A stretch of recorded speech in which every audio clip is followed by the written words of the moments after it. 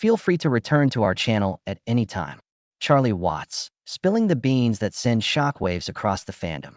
Watts, who for decades provided the Rolling Stones with their infectious energy, was famous for his unyielding attitude and stoicism. But the reserve drummer had a darker, more challenging side, as Richards claims.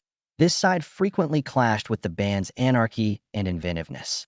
Just picture the Rolling Stones as an edgy blend of icy and fiery elements.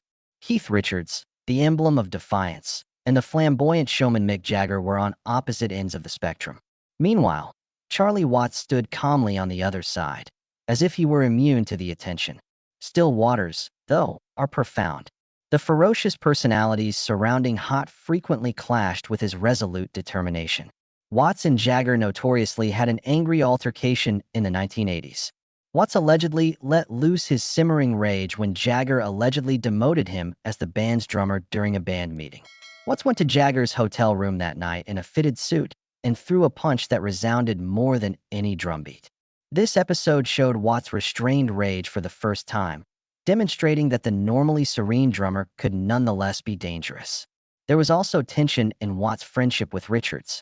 Although they had a strong musical connection, their individual lives were completely different.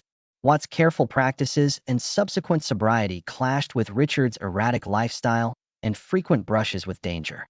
Tensions arose from time to time due to these disparities, especially when Richards' anarchy was posing a danger to the group's cohesion.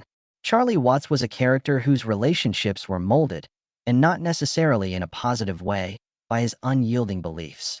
Imagine the whirlwind of fame that was the 1960s rock scene, and a young drummer who was completely devoted to his art. Watts refused to give in to the temptation of stardom and wealth, even while his fellow musicians did the same. An eminent individual who defied financial demands by remaining true to his artistic vision. However, for individuals who did not share his vision, his unwavering commitment may come across as distant and even icy at times. Watts stood steadfastly against the Rolling Stones' managers and producers in their early years as they attempted to make the band more appealing to a wider audience. Watts took a firm stand against these industry heavy hitters who wanted to smooth over the band's flaws so they could cash in on their rising star power. As an expression of unadulterated imagination, Charlie held music in the highest regard. He thought it was a betrayal of the band's integrity to water down their music for financial benefit. Some people respected him for his determination, but it caused friction in the group, especially with Mick Jagger, who frequently viewed compromise as an essential component of their incredible ascent. There was still more fighting. Even outside of the Rolling Stones, Watts' staunch moral compass caused friction with numerous other musicians of his day. The irresponsibility and excess that characterized the 1970s rock and roll scene was something he couldn't stand. The Sex Pistols' erratic bassist, Sid Vicious, exemplified Watts' worst fears. It wasn't just a personality disagreement.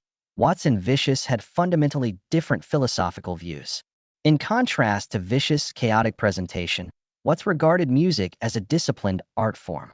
Watts was known as a no-nonsense figure in a world that lived on disorder, and their unpleasant encounters, though infrequent, only served to reinforce that reputation. Members of Led Zeppelin were among the many rock stars who were the targets of Watts' criticism. Watts was underwhelmed by Zeppelin's gigantic egos and dramatic escapades, even though the rest of the world was. He was estranged from the more ostentatious figures of the day because he thought their extravagant lifestyles took attention away from the art.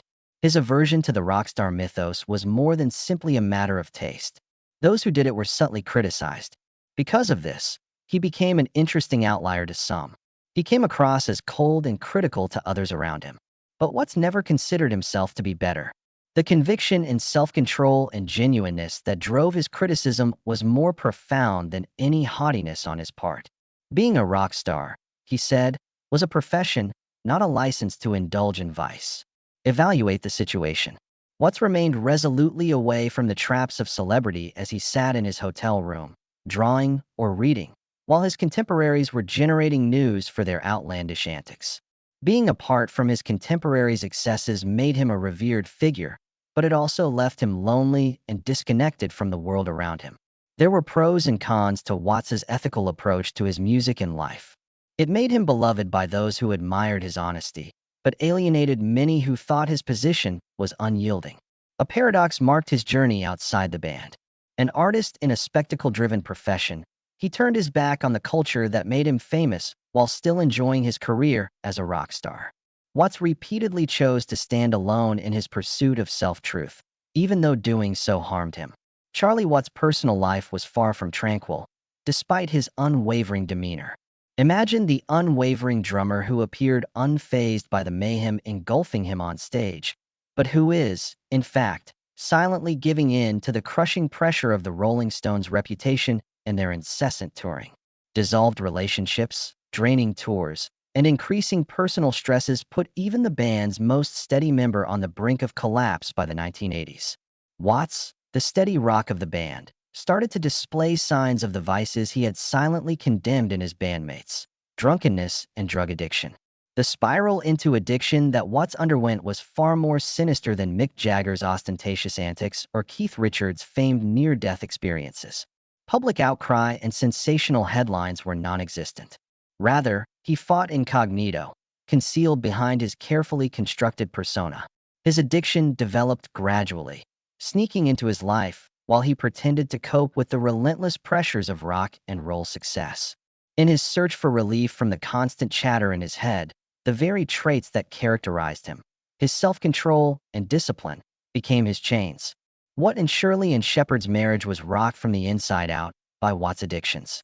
Once a haven from the insanity of touring, their love turned into yet another battleground.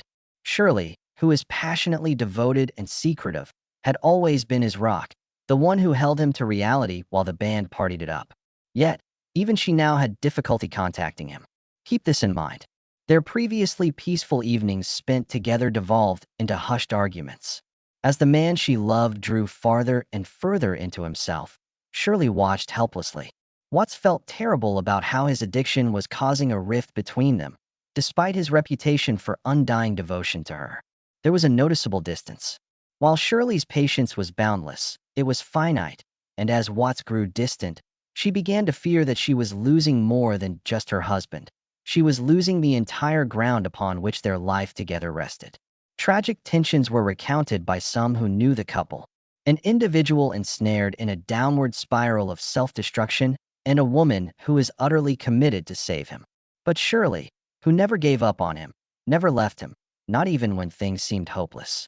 Watts' addiction challenged not only his marriage, but also his own sense of self. He took great satisfaction in being the complete opposite of the usual rock star: reasonable, responsible, and unaffected by the allure of stardom for a long time. At this point, he was staring at a reflection in the mirror that he hardly knew. He silently bore the weight of humiliation, which had supplanted the quiet dignity that had always characterized him, even among his bandmates. According to reports, Keith Richards, who is no stranger to addiction, saw a difference in Watts but refrained from pushing him further. No one else could have fought this war on his behalf. It was a long road, but he finally got well in the late 1980s, and that was a victory. Watts had to face the identical horrors he had fought to bury, but the metamorphosis was gradual and not magical. Imagine this. The shy drummer who never wanted anyone's attention finally musters the guts to acknowledge he's vulnerable and starts to put himself back together. It was a symbol of his modest might, a reminder that everyone, no matter how small, fights a heroic war. The gradual, methodical, and introspective nature of Watts' rehabilitation reflected his character in many respects. Neither did he let his addiction define him, nor did he pursue praise for conquering it. His dedication to his music and his family was stronger than before, and he came out of it with a new sense of direction. Redemption for him meant more than just beating addiction. It was reclaiming who he was, a confirmation of the unassuming strength that had perpetually distinguished him. Even though he kept his cool under pressure, Watts' intensity frequently scared off his coworkers. He was an outstanding musician but a pain to work with since he was so demanding of perfection and had little tolerance for second-rate work. Legend has it that Watts could crush pride with a single, incisive comment. His presence alone could change the atmosphere of any room, and his comments had impact whether in the studio or during intense negotiations. An enigma in his own life, Charlie Watts was equal parts fascinating and frustrating. he managed to keep his composure amidst the mayhem of rock success. His character's richness was highlighted by the intricacy portrayed by his difficulties and tribulations. The role of Watts extended beyond that of Rolling Stones drummer. His inner struggles and quiet power made him an intriguing character, just like the music he contributed to. Even rock stars like Keith Richards are fallible, imperfect, passionate, and unforgettable. The disclosures that have rocked the music world are a reminder of this. An enduring monument to the intricacies of stardom and the transformative power of music, Charlie Watts's narrative is dramatic and resilient, and it will always be an important part of rock history.